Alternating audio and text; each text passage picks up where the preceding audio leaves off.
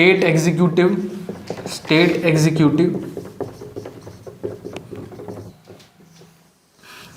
Executive में बात करेंगे गवर्नर की। गवर्नर जो है वो संविधान के किस पार्ट में दिया हुआ, अगर आपसे पूछे तो बताओ भाई, गवर्नर के बारे में संविधान के किस पार्ट में जिक्र किया गया है, बताओ। अभी मैंने लिखवाया कौन से पार्ट में, पार्ट 6 में जो है गवर्नर के बारे में बताया गया है। कहाँ पे, स्टेट एग्जीक्यूटिव में जो है गवर्नर के बारे में बताया गया है। ठीक है, गवर्नर के बारे में किस आर्टिकल के अंदर जिक्र किया गया है, कौन सा आर्टिकल बताता है कि देश हमारे जो है देश में गवर्नर की पोस्ट होगी। ठीक है, लिखो आर्टिकल 153 जो है of constitution is related to governor. संविधान का अनुच्छेद 153 जो है, article 153 is related to governor. Governor से रिलेटेड कई आर्टिकल हैं, लेकिन 153 में ये बताया गया है कि गवर्नर की एक पोस्ट होगी। अगर एग्जाम में पूछेगा तो मोस्टली 153 ही पूछेगा। ठीक है, वैसे तो 153 54 भी हैं, लेकिन 153 पूछेगा इसमें, क्योंकि डिफाइन किया गया है कि भाई गवर्नर क्या है। ठीक है, और हमारे देश में गवर्नर की पोस्ट होगी। ठीक, क्या 2 या 2 से ज्यादा स्टेट में एक गवर्नर हो सकता है?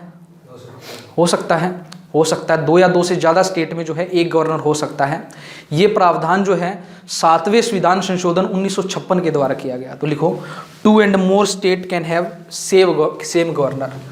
2 and more state can have same governor। 2 and more states can have same governor। 2 या 2 से ज़्यादा स्टेट में एक गवर्नर हो सकता है। और ये प्रावधान किसके तहत किया गया? 7वें संविधान संशोधन 7th कॉन्स्टिट्यूशनल अमेंडमेंट 1956 में किया गया। हमने बात की थी कि 1956 में जो है हमारे देश में भाषा के आधार पर जो है राज्यों का निर्माण किया गया था, और 14 स्टेट और 6 यूनियन टेरिटरीज का निर्माण किया गया था हमारे देश के अंदर। और तभी जो है ये भी प्रावधान डाला गया कि 2 या 2 से ज़्यादा स्टेट में एक गवर्नर हो सकता है। ठीक है भाई, कोई डाउट इसके अंदर? जैसे हमने प्रेसिडेंट के लिए किया था, वैसे ही जो हम गवर्नर के लिए करेंगे। पहले क्वालिफिकेशन हम बात करेंगे, फिर जो है उसका हम बात करेंगे भी उसको बनाया कैसे जाता है, वो वर्क क्या करता है, उसको हटाया कैसे जाता है, ये हम बात करेंगे। ठीक है, तो सबसे पहले लिखिए कि क्वालिफिकेशन क्या होती है गवर्नर की। गवर्नर बनने के लिए जो है क्या क्वालिफिकेशन होनी चाहिए, क्वालिफिकेशन क्या होनी चाहिए गवर्नर बनने के लिए। ठीक है, क्या आप देश के गवर्नर बन सकते हो? बताओ भाई, क्या क्वालिफिकेशन होनी चाहिए, बताएगा कोई? सिटीजन ऑफ इंडिया होना चाहिए। ठीक है भाई, सिटीजन ऑफ इंडिया होना चाहिए। कोई भी अगर गवर्नर बनता है तो उसको सिटीजन ऑफ इंडिया होना चाहिए। और क्या होना चाहिए भाई? ऑफिस ऑफ प्रॉफिट नहीं होना चाहिए। ठीक है भाई, ऑफिस ऑफ प्रॉफिट जो है should not hold office of profit. क्या होता है ऑफिस ऑफ प्रॉफिट? किसी ऐसी नौकरी पे ना हो जहाँ से तनख्वाह मिलती है। ठीक, office of profit should not hold office of profit. काटा मैंने लगा रखा है, age should be more than 30 years. 30 नहीं, 35 साल। ठीक है, मिनिमम एज कितनी होनी चाहिए गवर्नर बनने के लिए? 35 साल होनी चाहिए। ठीक है, जो भी 35 साल का है वही गवर्नर बन सकता है। अगर 35 साल से कम है तो गवर्नर जो है वो नहीं बन सकते हैं। तो मिनिमम एज कितनी होनी चाहिए? 35 ईयर्स होनी चाहिए। मिनिमम एज कितनी होनी चाहिए? 35 ईयर्स। मिनिमम एज जो है वो 35 साल होनी चाहिए। मिनिमम एज जो है 35 ईयर्स होनी चाहिए।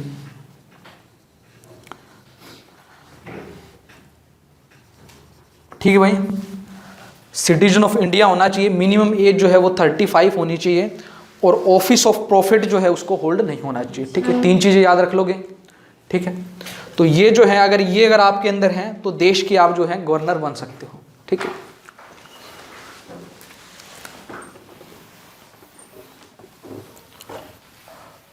क्वालिफिकेशन के बाद हम बात करते हैं कि गवर्नर को जो है अपॉइंट कैसे किया जाता है। गवर्नर को जो है वो अपॉइंट कैसे किया जाता है, कौन जो है गवर्नर को अपॉइंट करता है। गवर्नर को अपॉइंट कौन करता है? गवर्नर को जो है अपॉइंट कौन करता है, बताओ भाई? या गवर्नर का इलेक्शन होता है या अपॉइंट किया जाता है?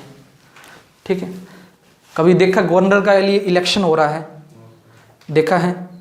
नहीं होता। ठीक है, प्रेसिडेंट के लिए इलेक्शन होता है, ये याद रखना। गवर्नर के लिए इलेक्शन नहीं होता। गवर्नर को जो है वो अपॉइंट किया जाता है।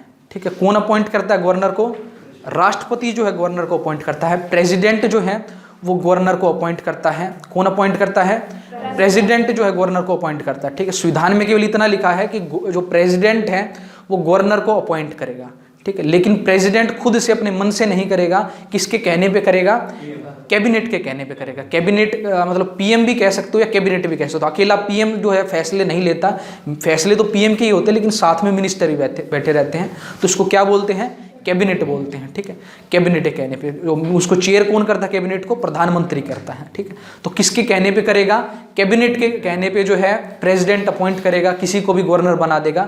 ठीक है, तो संविधान में लिखा है कि प्रेसिडेंट अपॉइंट करेगा। ठीक है, किसके कहने पे करेगा? कैबिनेट के कहने पे करेगा। ठीक है, तो लिखो governor is appointed by president. Governor is appointed by president. President bracket में लिख सकते हो on the recommendation of cabinet. On the recommendation of cabinet. Cabinet के कहने पे जो है वो प्रेसिडेंट जो है गवर्नर को अपॉइंट करेगा। किसी भी व्यक्ति को जो है गवर्नर बनाया जा सकता है। मोस्टली क्या करते हैं कि अगर सेंटर में बीजेपी सरकार है तो बीजेपी अपने बड़े बड़े नेताओं को ही गवर्नर बना देती है। बीजेपी के हाथ में है गवर्नर बनाना। अभी जो है कैबिनेट किसको बनाएगी? बीजेपी वालों को ही बनाएगी। जैसे कि भाई जो है किरण बेदी को गवर्नर बना दिया। ठीक है, किरण बेदी बीजेपी से हैं। ठीक है, तो मोस्टली जो है सेंटर में जो है अपनी पार्टी के जो बड़े बड़े लोग हैं उनको जो गवर्नर बना दिया जाता है। ठीक है,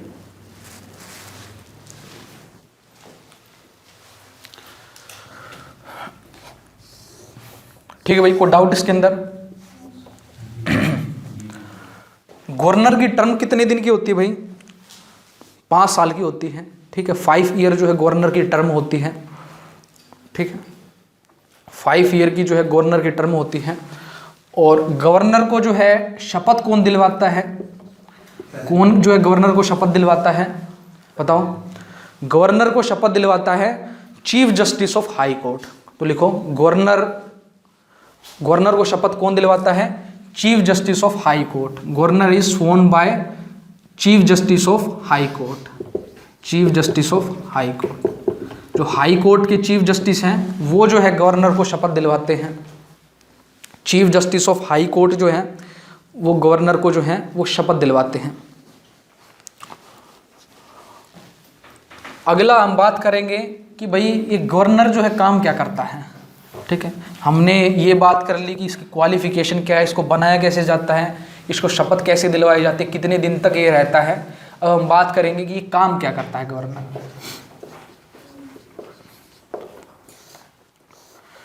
जैसे प्रेसिडेंट जो सेंटर में काम करता है वही जो है गवर्नर स्टेट में काम करता है। ठीक है, गवर्नर का जितना भी एग्जीक्यूटिव वर्क है वो किसके नाम से होता है? गवर्नर के नाम से होता है। ठीक है, जैसे हमने बात की थी प्रेसिडेंट वाली क्लास में बात की थी कि एक हमारे घर में शख्सियतें होती हैं, एक दादा और एक पापा। ठीक है, जैसे दादा और पापा की रिलेशन है वही जो है प्रेसिडेंट की और प्राइम मिनिस्टर की रिलेशन है, वही जो है गवर्नर की और सीएम की रिलेशन है। ठीक है, जैसे हमारे घर में क्या होता है कि जो भी बड़ा काम होता है तो किसका नाम लिखा जाता है? दादा का नाम लिखा जाता है। कार्ड पे किसका नाम छपता है? दादा का नाम छपता है। ठीक है, कोई जो है गौशाला में दान करना है तो किसका नाम छपेगा? दादा का नाम छपेगा। ठीक है, या जो है कहीं भी जो है पत्थरों पे नाम छपवाना है तो दादा का नाम छपेगा। लेकिन उस के पावर किसकी होती है? पापा की पावर होती है। पैसे किसके लगते हैं? पापा की। शादी में पैसे कौन खर्च करता है? पापा। लेकिन नाम किसका चलता है? दादा का नाम चलता है। ठीक है, तो यही जो है राष्ट्रपति और प्रधानमंत्री में है। नाम किसका चलेगा? हर जगह राष्ट्रपति का नाम चलेगा, लेकिन जो है उसके बाद जो है बैक में पावर किसकी है? प्रधानमंत्री की पावर। पैसे जो है कौन खर्च कर रहा है? प्रधानमंत्री खर्च कर रहा है। खर्च करने नहीं करने डिसीजन कौन लेता है? प्रधानमंत्री लेता है। जो भी राष्ट्रपति काम करता है वो किसके कहने पे काम करता है? प्रधानमंत्री का कहने पे काम करता है। राष्ट्रपति को जो है खुद से डिसीजन लेने की पावर नहीं है। सारे का सारे डिसीजन राष्ट्रपति कौन लेता है? प्रधानमंत्री लेता है। ठीक है, तो यही सेम टू सेम जो है फंडा आपका स्टेट के अंदर है, गवर्नर का और सीएम का। ठीक है, तो आप लिखो all executive work in the state is done by the name of governor. जो स्टेट के अंदर जितना भी जो है एग्जीक्यूटिव वर्क होता है वो गवर्नर के नाम से होता है। ऑल एग्जीक्यूटिव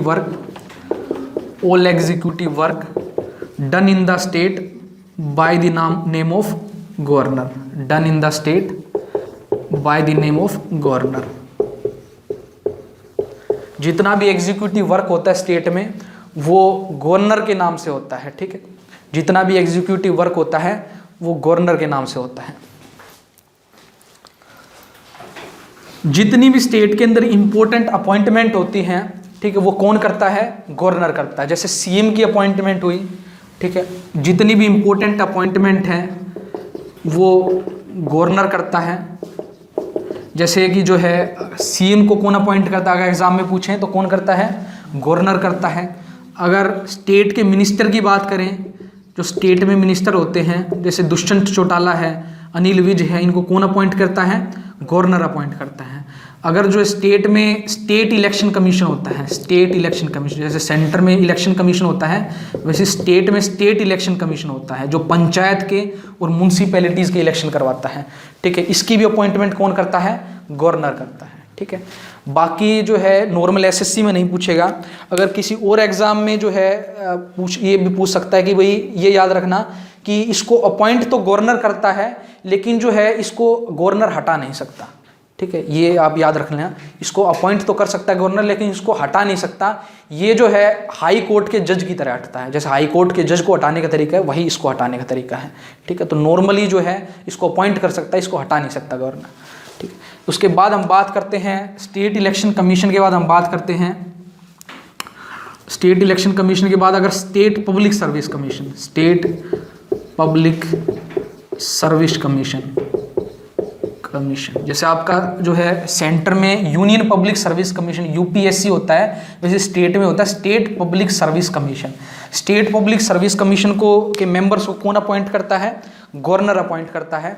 लेकिन इसको हटा कौन सकता है? इसको प्रेसिडेंट हटा सकता है, गवर्नर इसको नहीं हटा सकता है, ठीक है। स्टेट पब्लिक सर्विस कमीशन और भी जितने भी जो है इंपॉर्टेंट अपॉइंटमेंट है वो सब कौन करता है? गवर्नर करता है, ठीक है। ठीक है भाई, कोई डाउट इसके अंदर? अच्छा मेरे को ये बताओ कि जो है आप ज़्यादातर किसी भी यूनिवर्सिटी में सुनते हो कि इस यूनिवर्सिटी का जो है वाइस चांसलर से मिलना है, ठीक है। हमको जो आप कहते हैं कि यूनिवर्सिटी के वाइस चांसलर से मिलना है, ठीक है। तो कभी चांसलर से मिले हो यूनिवर्सिटी के चांसलर से? आप तो वाइस चांसलर से मिलते हो, कभी यूनिवर्सिटी के चांसलर से मिले हो? ठीक है, हमेशा आपकी यूनिवर्सिटी की वेबसाइट पे लिखा होगा ये वाइस चांसलर है, ठीक। कभी चांसलर की से मिले हो? चांसलर कौन है? वो तो वाइस चांसलर होता है, ठीक। चांसलर कौन होता है? गवर्नर होता है। जो स्टेट के अंदर जितनी भी यूनिवर्सिटीज़ हैं उनका चांसलर कौन है? गवर्नर है, ठीक है।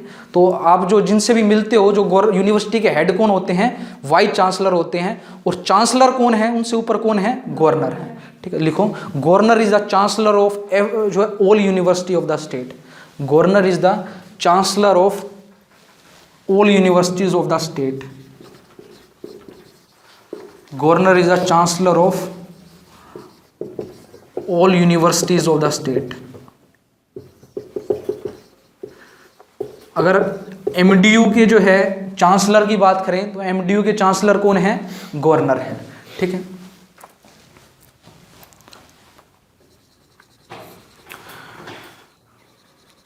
अगर स्टेट में जो है, अगर जो स्टेट की सरकार जो है कॉन्स्टिट्यूशन के अकॉर्डिंग नहीं चल रही, अगर इमेजिन करो कि सरकार गवर्नर को लगा कि वही जो है जो खट्टर साहब हैं वो संविधान के अकॉर्डिंग नहीं चल रहे, गैर संवैधानिक कार्य कर रहे हैं, तो जो गवर्नर हैं वो रिकमेंडेशन भेज देंगे राष्ट्रपति के पास कि भाई स्टेट जो है वो संवैधानिक तरीके से नहीं चल रहा, आप जो है प्रेसिडेंट रूल लगा दीजिए, ठीक है। रिकमेंडेशन कौन भेजता है प्रेसिडेंट रूल लगाने के लिए? गवर्नर भेजता है। तो लिखो, गवर्नर रिकमेंड दी प्रेसिडेंट रूल, गवर्नर रिकमेंड दी, गवर्नर रिकमेंड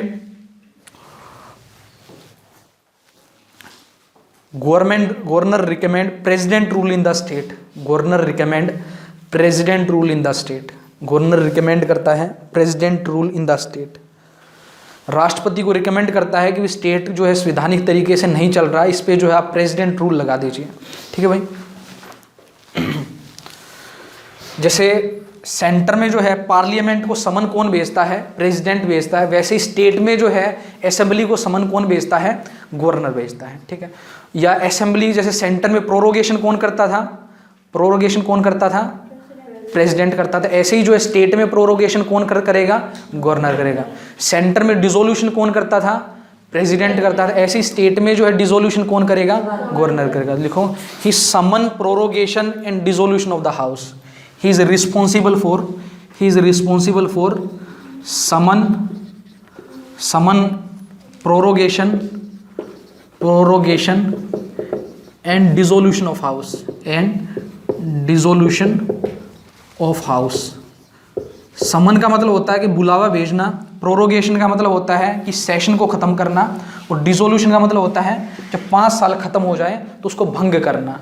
ठीक है भाई, तो समन, प्रोरोगेशन और डिसोल्यूशन जो है ये हाउस का करता है। जब भी जैसे सेंटर में जो है कोई भी बिल को कानून बनाने के लिए किसकी सिग्नेचर की ज़रूरत पड़ती है? प्रेसिडेंट की सिग्नेचर की ज़रूरत पड़ती है।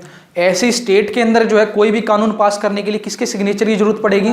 गवर्नर के सिग्नेचर की ज़रूरत पड़ेगी। गवर्नर जब तक सिग्नेचर नहीं करेगा तो कानून नहीं बनेगा। ठीक है, तो 4 ऑप्शन होते हैं गवर्नर के पास। कोई भी कानून गवर्नर के पास आता है तो पहला उसके पास ऑप्शन होता है कि वो जो है उसको पास कर सकता है। दूसरा है कि वो उसको रिजेक्ट कर सकता है। ठीक है, उसको विदहोल्ड या रिजेक्ट कर सकता है। विदहोल्ड कर सकता है, इसको रिजेक्ट भी बोलते हैं। विदहोल्ड और रिजेक्ट कर सकता है। तीसरा ऑप्शन है उसके पास, वो रिटर्न कर सकता है। वो कहेगा कि एक काम करो, इसको आप वापस ले लो और इसमें कुछ एक जो है दोबारा इसके ऊपर गौर करो, कुछ एक चीज़ें हैं और दोबारा फिर मेरे पास भेजो। वो क्या कर सकता है? रिटर्न कर सकता है।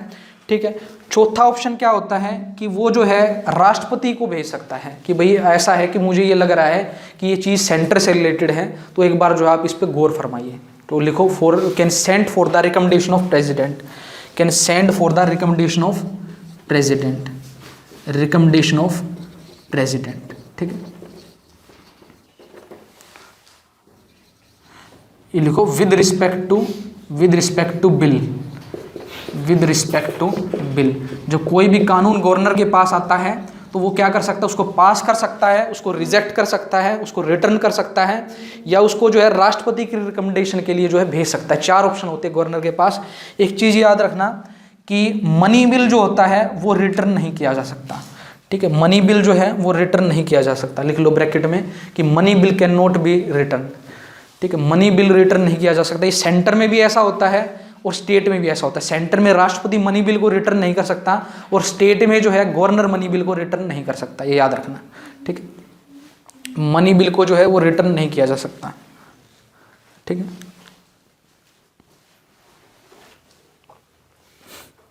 ठीक है भाई, लिख लिया सारा।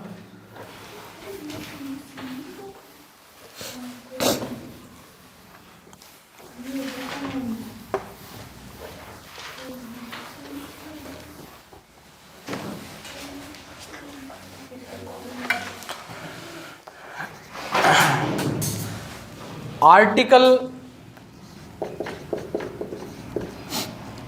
213, आर्टिकल 213 जो है वो गवर्नर को एक शक्ति देता है कि गवर्नर जो है किसी इमरजेंसी सिचुएशन में ऑर्डिनेंस पास कर सकता है। जैसे हमने सेंटर में बात की थी, आर्टिकल 123 जो है वो राष्ट्रपति को ऑर्डिनेंस लाने की पावर देता है। जैसे भाई जो है कोरोना के टाइम पे जो है ऑर्डिनेंस लाए गए थे कि जो है कई बार क्या होता है कि आपकी पार्लियामेंट जो है वो नहीं चल रही होती और कोई इमरजेंसी सिचुएशन आ जाती है और हमको कोई कानून बनाना पड़ता है। ठीक है, मान लो कोरोना के टाइम पे पार्लियामेंट नहीं चल रही थी और हमको जो है देश में जो है कुछ एक कानून बनाने हैं। ठीक है, इमरजेंसी सिचुएशन आ गई है, तो इस स्थिति में हम क्या करेंगे? राष्ट्रपति जो है एक ऑर्डिनेंस पास करेगा। वो ऑर्डिनेंस कानून की तरह काम करेगा, लेकिन कितने दिन तक काम करेगा? 6 हफ्ते तक जो है वो काम करेगा। 6 हफ्ते तक जो है वो काम करेगा। उसके इतने टाइम में जो है उसको जो किसके पास करवाना पड़ेगा? पार्लियामेंट के पास करवाना पड़ेगा। इसी तरीके से जो है स्टेट में होता है, जो गवर्नर जो है वो भी जो है ऑर्डिनेंस को पास कर सकता है। ठीक है, ऑर्डिनेंस गवर्नर पास कर सकता है। उसको जो है जब जैसे ही जो है असेंबली की बैठक आएगी उसको जो है पास करवाना पड़ेगा। अगर पास हो गया तो वो कानून की शेप ले लेगा, अगर उस टाइम के अंदर पास नहीं हुआ तो वो क्या हो जाएगा? वो खत्म हो जाएगा। ठीक है, तो लिखो article 213, according to article 213 governor can pass ordinance, governor can pass ordinance. Governor जो है वो ऑर्डिनेंस पास कर सकता है। Governor can pass ordinance. ठीक है, तो अभी जो सुप्रीम कोर्ट ने जो है किसान बिल पे जो फैसला दिया है, कल जो है काफ़ी सख्त जो है रुख अपनाया, तो यही कहा कि भाई जो है सेंटर की ये सबसे बड़ी गलती है कि इन्होंने कंसल्ट नहीं किया। आपने 3 कानून ला दिए फार्मर्स के लिए, लेकिन कंसल्टेशन नहीं की। ठीक है, आपने जो है कम से कम जो कंसल्ट करना चाहिए था उसको जो है पार्लियामेंट में डिस्कस करना चाहिए था।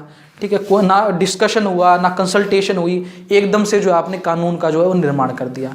ठीक है, कोई भी इतनी बड़ा आप फैसला ले रहे हो तो एक बार पार्लियामेंट में कुछ दिन डिस्कस करो। ठीक है, उसके बाद कुछ कंक्लूजन निकालो, उसको पार्लियामेंट्री कमेटीज़ के पास भेजो। ठीक है, फिर आप कानून बनाओ। ठीक है, तो सुप्रीम कोर्ट ने इस पर कड़ा रुख अपनाया है। हो सकता है कि आज जो है सुप्रीम कोर्ट इस पर स्टे लगा दे। ठीक है, तो हो सकता है कि भी जो है आज जो है इसमें कुछ एक बड़ा फैसला जो है किसान कानून पे आए।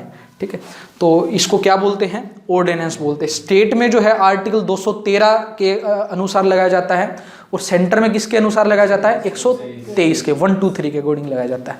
ठीक है भाई,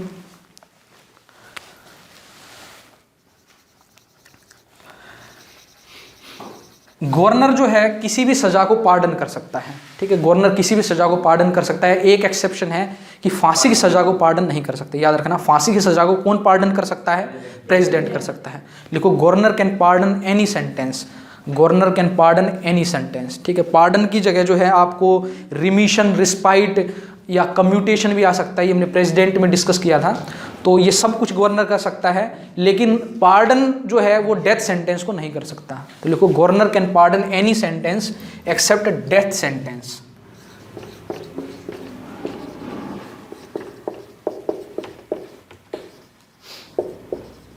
एनी सेंटेंस, सेंटेंस का मतलब होता है सजा। Any sentence except death sentence. Death को उम्र कैद में बदल सकता है, डेथ को जो है कुछ साल की सजा में बदल सकता है, लेकिन डेथ को पार्डन नहीं कर सकता। पार्डन का मतलब होता है बिल्कुल छोड़ देना। ठीक, घर पे बिठा देना सीधा जेल से, फांसी होने वाली है 15 दिन के बाद, और सीधा पार्डन कर देना कि कोई अब तेरा कोई कसूर ही नहीं है, कोई तेरा बैकग्राउंड ही नहीं रहा, अब घर पे आ जाओ। ठीक, ऐसा गवर्नर नहीं कर सकता। ऐसा कौन कर सकता है? केवल प्रेसिडेंट कर सकता है। ठीक है भाई, कोई डाउट इसके अंदर? ठीक है, तो ये जितना भी हमने किया ये गवर्नर की जो है वो वर्किंग से रिलेटेड था कि गवर्नर जो है वो क्या काम करता है। ठीक है, अगला हम बात करेंगे कि गवर्नर को जो है वो हटाया कैसे जा सकता है। क्या कोई जो है प्रक्रिया है गवर्नर को हटाने की? बताओ भाई। जैसे राष्ट्रपति को हटाने की पूरी बड़ी प्रक्रिया होती है। ठीक है, 2/3 की स्पेशल मेजोरिटी से लोकसभा में पास होना पड़ता है। रिजोल्यूशन को स्पेशल मेजोरिटी से राज्यसभा में पास होना पड़ता है। शुरू में जो है सिग्नेचर चाहिए होते हैं करीब 1/4 मेंबर्स के। क्या ऐसा जो है गवर्नर के लिए भी ऐसा कुछ? बताओ। गवर्नर के लिए कोई प्रक्रिया नहीं है। ठीक है, कोई भी इम्पीचमेंट प्रोसेस नहीं है, गवर्नर को हटाने का कोई प्रक्रिया नहीं दी संविधान के अंदर। तो गवर्नर जो है केवल राष्ट्रपति हटा सकता है गवर्नर को, और किसी टाइम भी राष्ट्रपति हटा सकता है। जब उसका मन करेगा राष्ट्रपति का तभी जो है गवर्नर को हटा देगा। इसको हटाने की कोई प्रक्रिया नहीं दी गई। अगर मान लो कोई गवर्नर के खिलाफ कोई जो है कुछ मिलता है या कोई गवर्नर जो है ठीक नहीं है, तो राष्ट्रपति जो है उसको वापस बुला सकता है। उसको हटाने की कोई प्रक्रिया नहीं दी गई कि कैसे कोई कानून पास होगा या कुछ ऐसा होगा। कोई भी इम्पीचमेंट प्रोसेस जो अगर आपसे एग्जाम में पूछे कि क्या इम्पीचमेंट प्रोसेस है गवर्नर की, तो इम्पीचमेंट प्रोसेस कोई नहीं है गवर्नर की। ठीक है, इसको राष्ट्रपति हटा सकता है जब मन करे। ठीक है भाई, कोई डाउट इसके अंदर? तो लिख लो, there is no impeachment process of governor. Governor को हटाने की कोई भी प्रक्रिया संविधान के अंदर नहीं दी गई। There is no impeachment process of governor. There is no impeachment process of governor. Governor को हटाने की जो है वो संविधान के अंदर जो है कोई भी प्रक्रिया नहीं दी गई। गवर्नर को हटाने की जो है कोई भी प्रक्रिया जो है नहीं दी गई। नो इम्पीचमेंट प्रोसेस जो है is given in the constitution. राष्ट्रपति जो है इसको कभी भी हटा सकता है गवर्नर को। हाँ हाँ, मर्जी से भी हटा सकता है।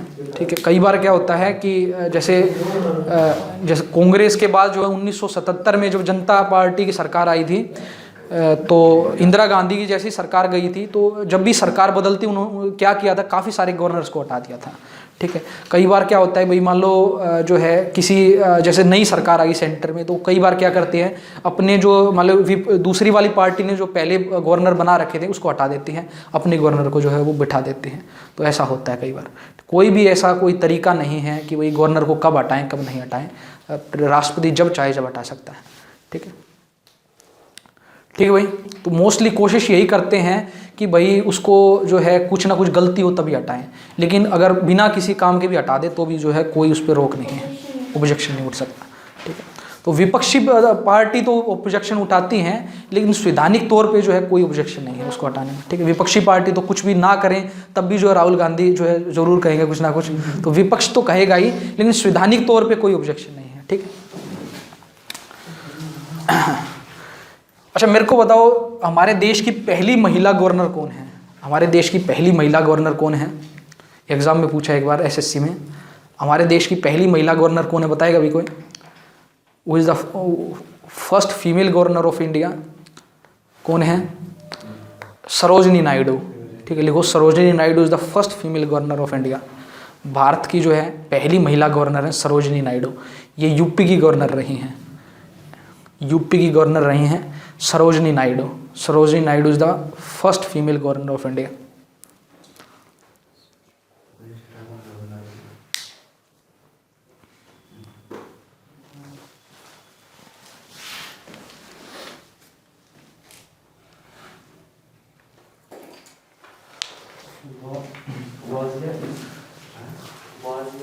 ठीक है भाई, कोई डाउट इसके अंदर? तो इसी के साथ भाई हमारा जो है वो गवर्नर ख़त्म हुआ, और नेक्स्ट हम बात करेंगे CM एंड मिनिस्टर्स के। बस एक ही लाइन इसके अंदर, CM एंड मिनिस्टर्स।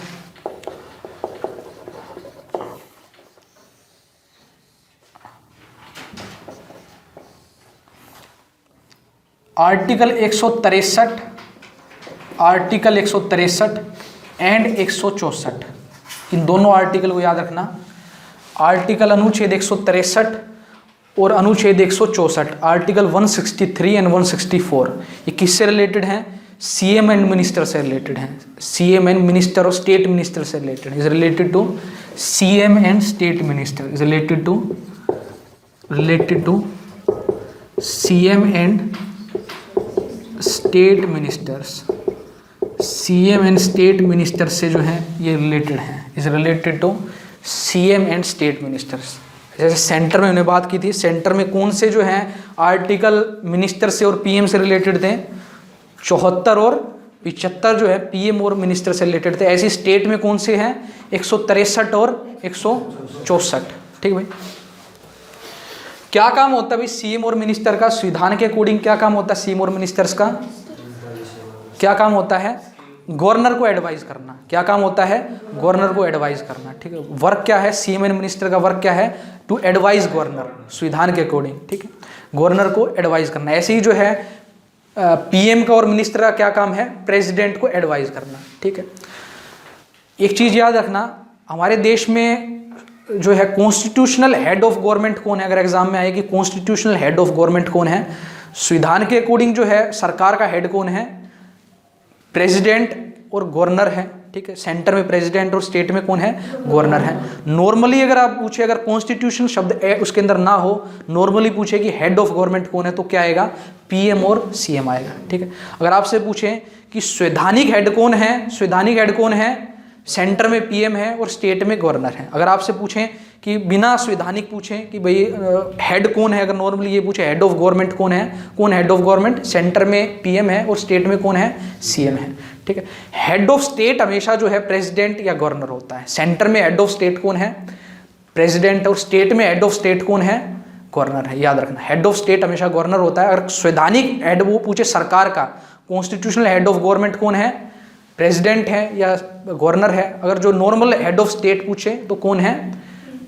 PM और जो है CM है, ठीक। अगर आपसे पूछें कि रियल एग्जीक्यूटिव पावर किसके हाथ में है? रियल एग्जीक्यूटिव पावर किसके हाथ में है? रियल एग्जीक्यूटिव पावर किसके हाथ में है? बताओ। PM के हाथ में है, प्रेसिडेंट के हाथ में है? PM के हाथ में। रियल एग्जीक्यूटिव पावर सेंटर में PM के हाथ में है और स्टेट में किसके हाथ में है? CM के हाथ में है, ठीक है, याद रखना। रियल एग्जीक्यूटिव पावर किसके हाथ में है? PM और CM के हाथ में है, ठीक है भाई। कोई डाउट इसके अंदर? तो यही जो आपको याद रखना है CM और मिनिस्टर से रिलेटेड। CM का इलेक्शन होता है, अपॉइंटमेंट होती है। CM का इलेक्शन होता है, अपॉइंटमेंट होती है CM की। क्या होता है बताओ? एग्जाम में पूछेगी CM इज अपॉइंटेड और इलेक्टेड, तो क्या लिखोगे? क्या लिखोगे? अपॉइंटेड। इलेक्शन नहीं होता CM का। इलेक्शन जो है एमएलए का होता है केवल, ठीक है, आपका एमएलए का इलेक्शन होता है, ठीक है। जो भी पार्टी जो है जीतती है, जो भी पार्टी को बहुमत मिलता है, मान लो हरियाणा में जो है बीजेपी को बहुमत मिला, ठीक है, तो जो गवर्नर होगा वो बीजेपी को कहेगा कि भाई अपने एक लीडर को जो है मेरे को नाम दे दो, ठीक है। बीजेपी ने अपने लीडर का नाम दिया मनोहर लाल खट्टर, ठीक है, तो गवर्नर ने क्या कर दिया, मनोहर लाल खट्टर को अपॉइंट कर दिया। गवर्नर ने मनोहर लाल खट्टर को इलेक्ट नहीं किया, गवर्नर ने क्या किया, मनोहर लाल खट्टर को अपॉइंट किया, उसको अपॉइंट किया सीएम, ठीक है। एमएलए का इलेक्शन हुआ था लेकिन सीएम का इलेक्शन नहीं हुआ, सीएम को क्या किया गया, अपॉइंट किया गया। तो लिखो CM is appointed by governor, CM is appointed by, CM is appointed by governor. Governor जो है सीएम को अपॉइंट करता है, इलेक्ट नहीं करता, सीएम को क्या करता है, अपॉइंट करता है, ठीक है। इलेक्ट कौन हुए, जो पार्टी जो जीती है वो इलेक्ट हुई है, वो पार्टी ने अपने लीडर का नाम भेजा, उसको वो क्या किया गया है, अपॉइंट किया गया है, ठीक है। बाकी जो मिनिस्टर्स होते हैं, जो अदर मिनिस्टर्स होते हैं, उनको भी जो है गवर्नर ही अपॉइंट करता है, किसके कहने पे करता है, सीएम के कहने पे करता है। तो लिखो other ministers are appointed by governor, other minister are appointed by governor on the recommendation of CM, on the recommendation of CM. CM के कहने पे जो है बाकी जितने भी मिनिस्टर हैं उनको गवर्नर अपॉइंट करता है, ठीक है भाई। सीएम जिसको कहेगा उसको जो है गवर्नर मिनिस्टर जो है वो बना देगा, ठीक है, ठीक है भाई। नहीं, सीएम की कोई ना पीएम की कोई क्वालिफिकेशन, ना कोई सीएम की कोई क्वालिफिकेशन है। क्या? नहीं, कोई एज नहीं है, नहीं कोई एज नहीं है। एज बस इतनी है कि आप जो है एमपी आप बन सकोगे, तभी आप जो है पीएम बन सकोगे, ठीक है। जो आप मान लो एमपी के लिए आप एमपी नहीं बन सकोगे, ऐसा भी हो सकता है हमारे देश के अंदर कि अगर आप एमपी नहीं हो तो भी आप पीएम बन सकते हो, ठीक है। आप जो है एमपी नहीं हो, मेंबर ऑफ पार्लियामेंट नहीं हो, तो भी आप जो है पीएम बन सकते हो, लेकिन आपको 6 महीने के अंदर जो है एमपी बनना पड़ेगा, ठीक है। आपको 6 महीने के अंदर अंदर जो एमपी बनना पड़ेगा। तो ऐसे भी हो सकता है, लेकिन जो एमपी के लिए एज चाहिए वो तो चाहिए, क्योंकि अगर आप एमपी नहीं रहे तो आप जो है फिर पीएम भी नहीं रहोगे, ठीक है। ऐसा पॉसिबल है कि भाई हमारे देश के अंदर कि आप एमपी नहीं हो, मेंबर ऑफ पार्लियामेंट नहीं हो, फिर भी जो है आपको पीएम बना दिया राष्ट्रपति ने, लेकिन आपको 6 महीने के अंदर जो है एमपी बनना पड़ेगा, ठीक है भाई। मेंबर ऑफ पार्लियामेंट की एज कितनी लिमिट है सर? मेंबर ऑफ पार्लियामेंट में लोकसभा में जो है वो 25 है, और राज्यसभा में कितनी भाई, 30 है। राज्यसभा में कितनी है, 30 है। 35 केवल राष्ट्रपति और किसकी है, गवर्नर की है, ठीक है। और आपकी राज्यसभा में कितनी है, 30 है, याद रखना। लोकसभा में कितनी है, 25 है, ठीक है भाई। कोई डाउट इसके अंदर?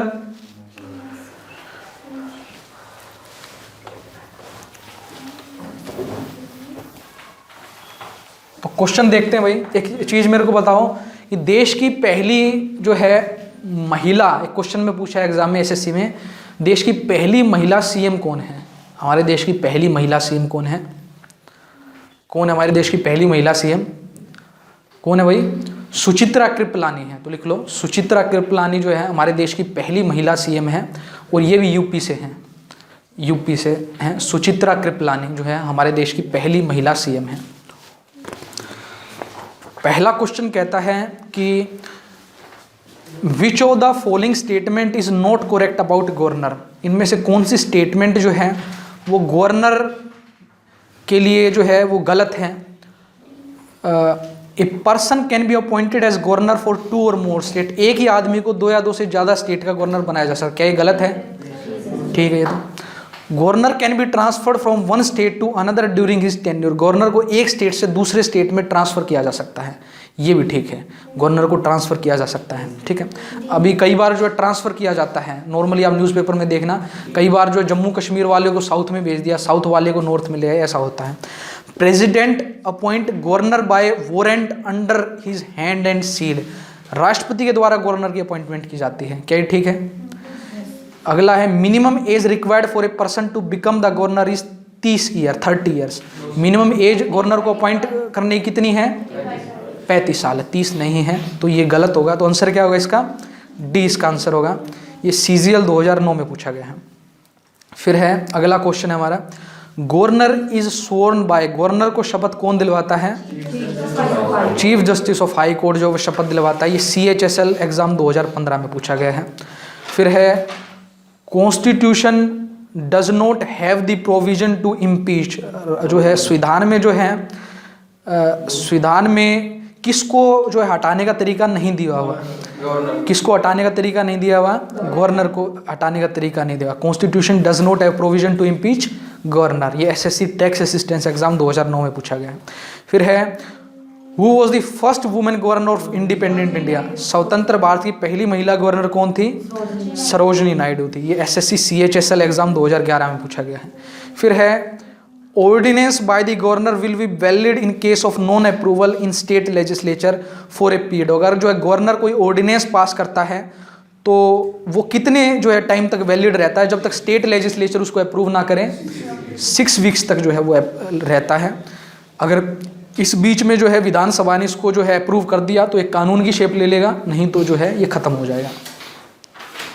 नेक्स्ट फिर हम बात करते हैं CM and council of ministers की।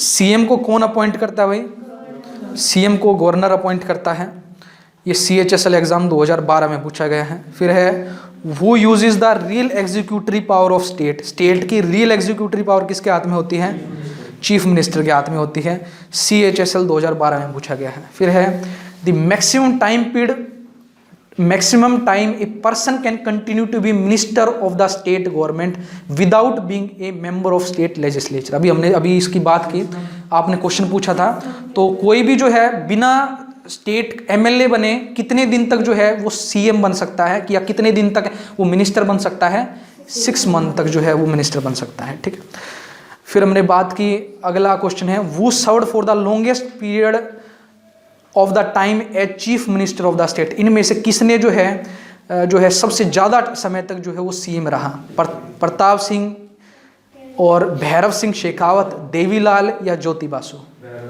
बताओ भाई।